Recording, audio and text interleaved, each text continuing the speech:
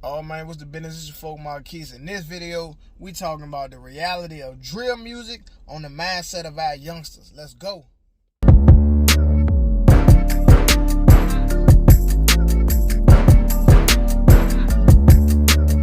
Alright man, this is your folk Marquise, and yesterday is our OVF Friday.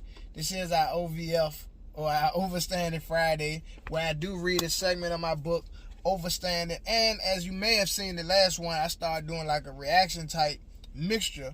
So I do have a clip. And we're going to go ahead and check out the clip now. Joni Lum was reporting on the shooting in Texas yesterday. Here's a kind of a slow mode version of it. Reporting on gun violence when a man walks up and appears to flash a gun right in the middle of her live report. Many online are speculating whether the man actually had a real gun or not. Police did send out an alert about the incident. All right, so what you saw there was that young man right there, that young brother, flashing what appeared to be a gun. After I looked at it closely, it didn't really look like a gun. I'm not really sure. When they paused it, when they zoomed in, I ain't really see much of a handle at all in his hand. And even when he was going down the street, it kind of looked like it. But at the same time, it kind of didn't look like it. So, with that being said, let me read our segment of the book, and then I'm going to come right back and finish analyzing the video. Again, this is my book, Overstanding, the comprehensive look at gangster rap, its subgenres, and their effects on our generation. Let's get it in. So this from page 173, Is Drill Dead? This is a subsection, subchapter. And I'm going to start with the end part, and I'm going to read for a little bit. Drill music has been very influential over the last few years. As stated above, some of the diehard fans had claimed that drill was dead because it spread to other cities. However, drill has not only spread to other cities, but even countries. Check that out. Before we talk about the global impact that the genre has had, I must discuss the overwhelming reality of life at home in America. It's not like I live in Candyland. I'm in Richmond, Virginia, not Richmond, Texas, or Richmond, California. It's not like I live in Candyland. Richmond is known for violence as well. Once considered the murder capital of the USA as well, Richmond, VA is known for that action. However, the violence in Chicago, Illinois is just unreal. Known as Chirac-Illinois, the Midwestern city has a history of violence that goes back for years. Hip-hop DX writer Sharon Shabazz says Chicago also has a long history of gang violence dating back to the turn of the 20th century in the Chicago outfit. The turn of the 20th century, which is the 1900s. The middle of the century saw black street gangs form that still exist today. So let's analyze that right quick. The turn of the 20th. So anytime you get, one of the centuries, you go back. That's just how they count it, you know what I'm saying? So the 20th century would be 1900. And then it said the middle of the century, so the middle of the 1900s. So black street gangs formed that still exist today.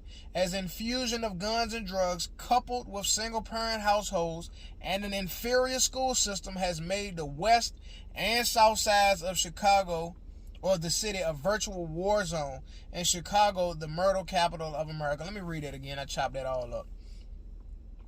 An infusion of guns and drugs, coupled with single-parent households and an inferior school system, has made the west and south sides of the city a virtual war zone, and Chicago the murder capital of America. With all due love and respect, it is truly the depraved mind that celebrates such an existence. I'm going to say that again. With all due love and respect, it is truly the depraved, like depravity, depraved, lacking, twisted, warped, depraved mind that celebrates such an existence. It is truly the seared conscience, like with a hot iron, the seared conscience that glorifies the cycle of murder and mayhem that plagues our streets. People always ask, when will it stop? However, we must take more action to see the violence come to at least a slowdown, and then, I believe, by divine providence, a stop, meaning outside assistance, by the grace of God. think I gotta get my glasses checked too, man. You see them Jones keep sliding and leaning. I think somebody might have sat on there, twisted my handlers. Anyway, so as we saw this young brother, again, I got to keep it real, man. You know what I'm saying? I ain't always been, like I said, my story personally, I was raised good, but the streets bad. So I did come from a moral background. I understood right and wrong and things of that nature. But the reality of the pull of the streets and the reality of the pull of the world is as such. I have stated in other videos. I've spoken to many people that come from the heart of those areas. And they good people. You know what I'm saying? Some didn't live on blocks that was wide open and crazy and all that, but they went to them blocks. You know what I'm saying? One of the realest things my homeboy said in an interview, he was like, and I just saw it again on an Instagram video. He was like, you know, just because you came from poverty don't make you a gangster. You know what I'm saying? I said, oh, bro, that's deep.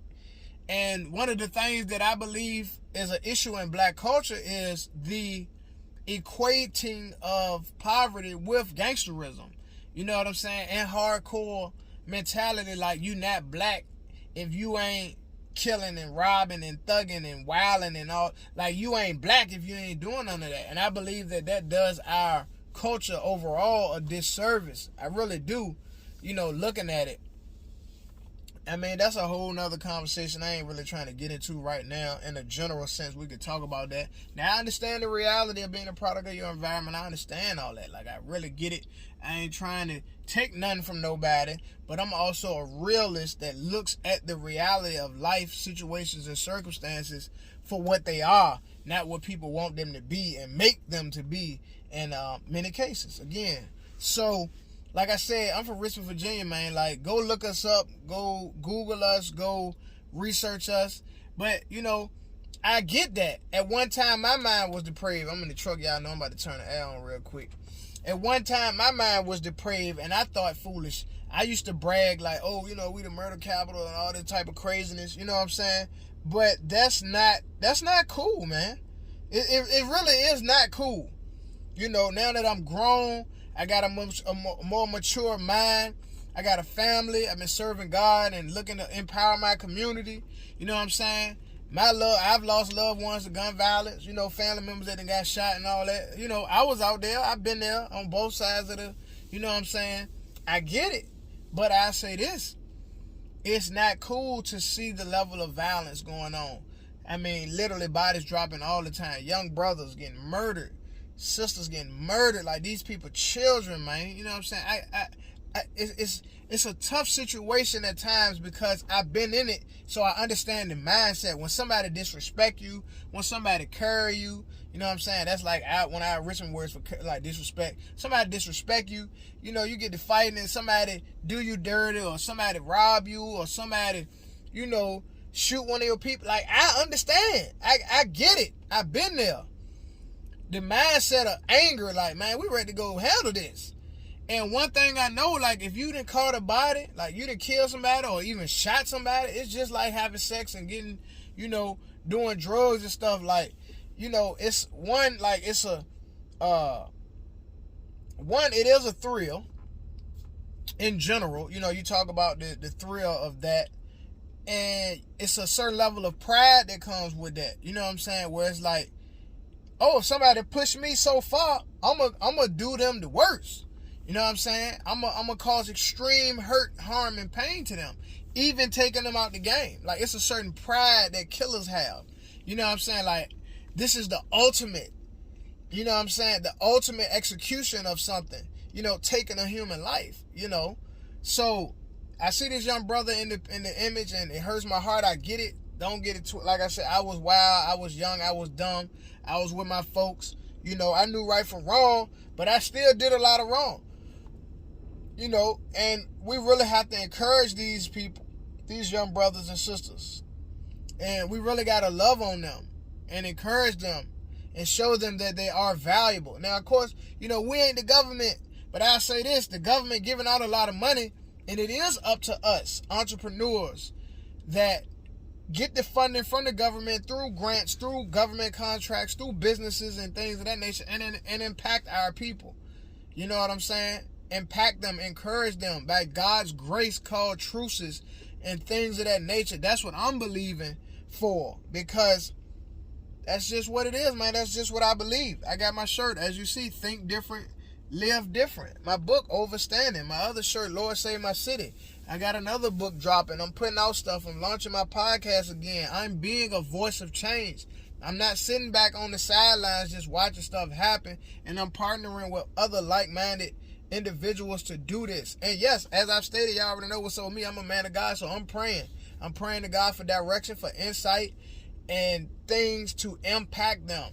Because what I've seen and heard, some of them really trying to do different. Some of them, yes, love the madness, love the violence. They don't want to change. And I pray for direction on how to deal with them by God's grace. But there are some that do want to change. So help me help them. Support the movement. Support what I got going on. You can click down in the description and, order the book, share it with somebody, order the shirt, share it with somebody, like, comment, share, subscribe, and let me know your thoughts down the bottom. I got great compassion for that young brother, because he think it's cool to do that. I get it. When you young and you got trauma, you thinking crazy, but when you just young, sometimes you really don't think about a lot of the stuff and the consequences, unfortunately. You know what I'm saying? Especially if you ain't got nobody really, really teaching you right things to do.